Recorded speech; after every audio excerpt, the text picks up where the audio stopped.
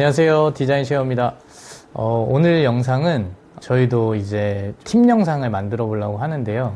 어떤 영상이냐면 요즘 이 레이아웃 바꾸는 거에 대해서 엄청 많이들 고민을 많이 하시잖아요. 그래서 좀 디자인쉐어에서는 도면을 어떻게 해석하고 또 어떤 부분을 강조하는지, 뭐 매번 얘기했듯이 저희 회사에서 가장 강조하는 부분은 공용부인 것 같아요. 그래서 오늘 레이아웃 팁 시간은 공용부를 강조한 집에 대해서 한번 풀어볼 거고요.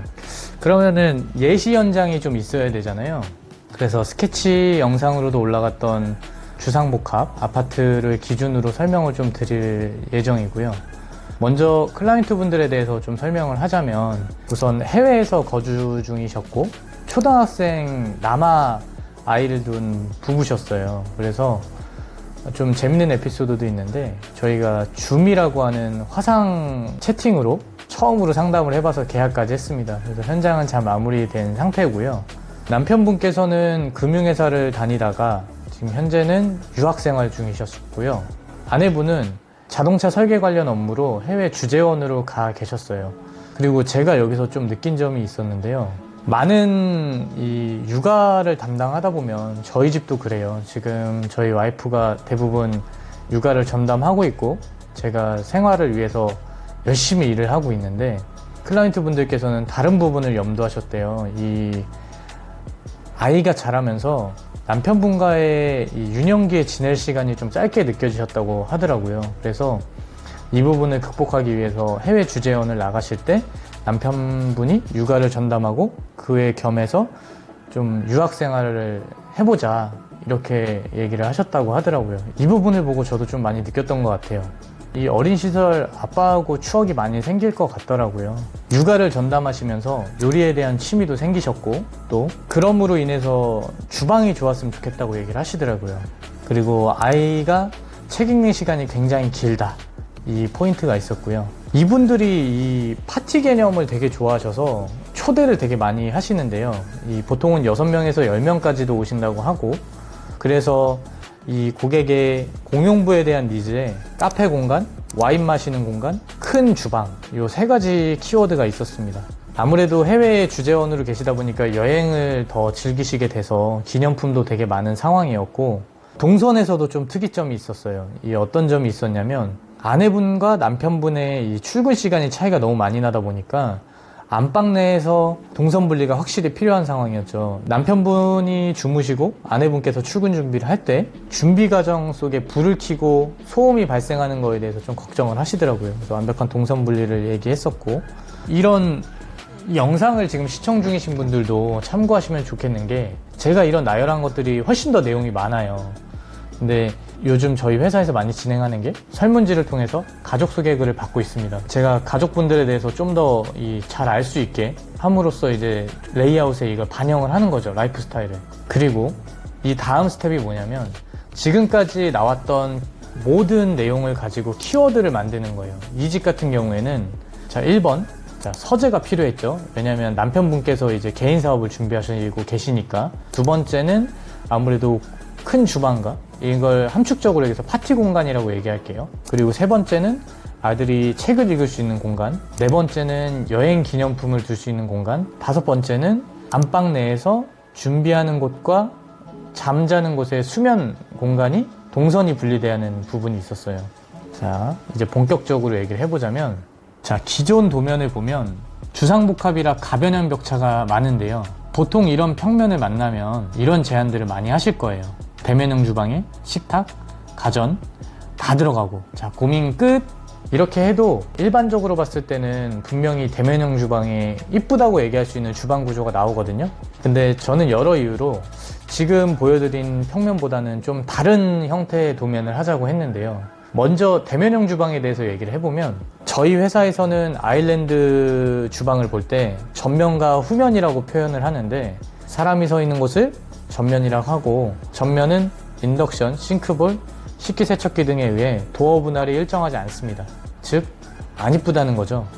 그리고 보통 아일랜드 전면 쪽에다가 음식물 쓰레기통도 하단에 놓는 경우도 생기고요.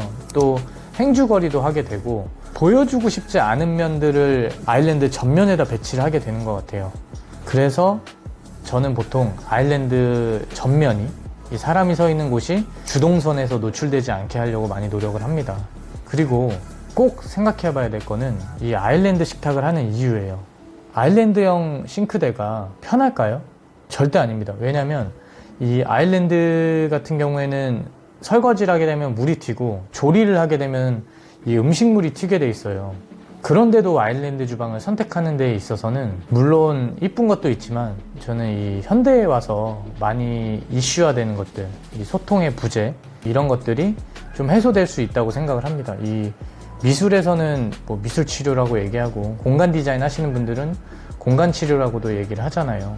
저만 해도 이 퇴근 후에 식탁에 앉아서 노트북을 하면서 업무를 간단하게 정리를 할 때 저희 와이프가 앞에서 음식을 하거나 설거지를 하는 걸 보면서 자연적으로 시선이 같이 머무니까 같은 위치로 좀 대화가 훨씬 더 많이 이루어지는 것 같아요. 오늘은 어땠니? 뭐 밥은 먹었니? 뭐 아니면 뭐 많은 대화가 이루어져요. 그래서 좀 다들 많이 느껴보셨으면 좋겠다고 얘기를 하는데 그거에 대한 첫 번째 조건이 뭐냐면 저희가 흔히 말하는 식탁, 이 식공간이 아일랜드하고 최대한 가까운 거리에 있어야 된다.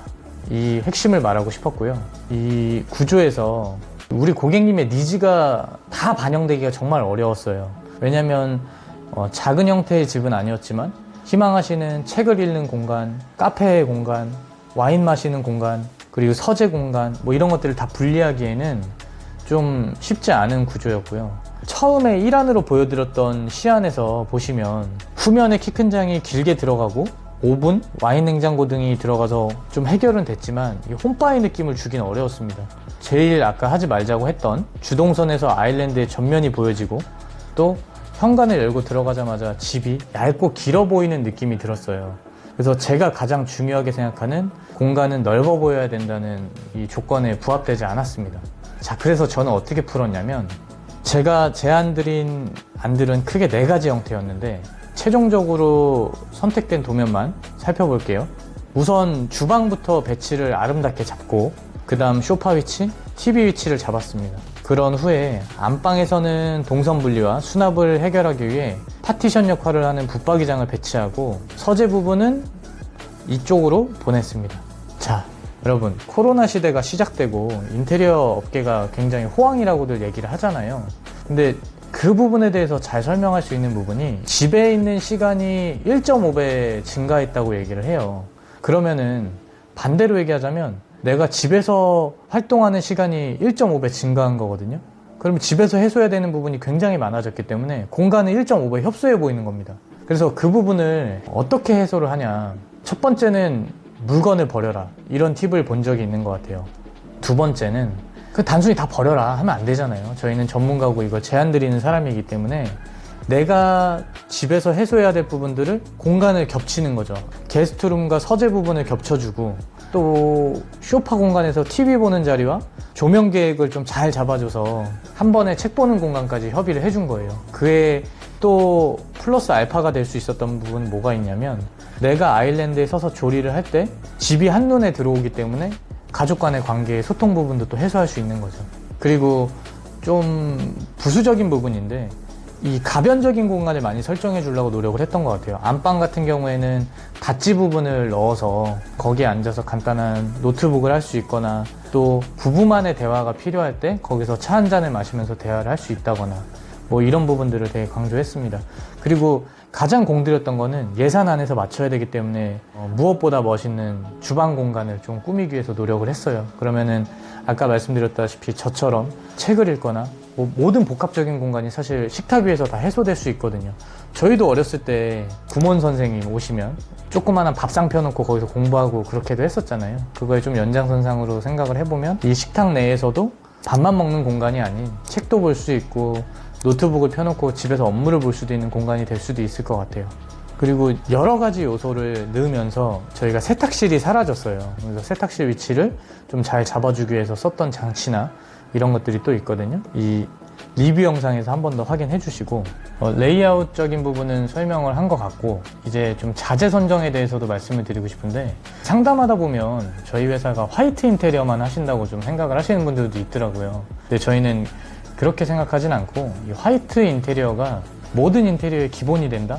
그런 느낌보다는 소비자분들이 갖고 있는 가구들이 들어왔을 때 저는 그게 최종적인 마감이라고 생각을 하는데 좀 이런 언밸런스한 것들을 잡아줄 수 있다고 생각을 해요. 그리고 두 번째는 페인트 마감을 하든 벽지 마감을 하든 어쨌든 간에 저희가 표면적으로 보여지는 마감의 질도 또 있거든요. 이제 그건 너무 심도 있는 내용이라 제가 좀 다른 영상에서 다뤄보도록 하고요. 그래서 이 현장은 어떻게 풀었냐면 이 클라이언트 분들이 해외여행을 자주 다니신다고 말씀드렸었잖아요. 그래서 그분들이 스페인 여행을 가셨을 때 이 호텔 너무 좋다. 나중에 내 집을 꼭 이렇게 만들어 보고 싶다 하셨던 부분이 있었대요. 그래서 그게 흔히 말하는 요즘 유행하는 유로미장 스타일일 수도 있고 또 스페셜 페인트의 일종으로 보여요. 일반적인 페인트의 빙상결 느낌이 아닌 약간 터치감이 있는 느낌? 그거를 잘 표현하기 위해서 어떻게 표현했는지 좀 스케치 영상도 한번 참고해 주셨으면 좋겠습니다. 그리고 앞으로도 이렇게 각 특징 있는 집들에 대한 레이아웃을 푸는 방식에 대해서 공유를 해드릴 거고 좀 앞으로는 리뷰 영상보다는 팀 영상 위주로 올리려고 많이 노력을 할 거예요. 영상 시청해 주셔서 감사하고 다음에 뵙겠습니다. 안녕.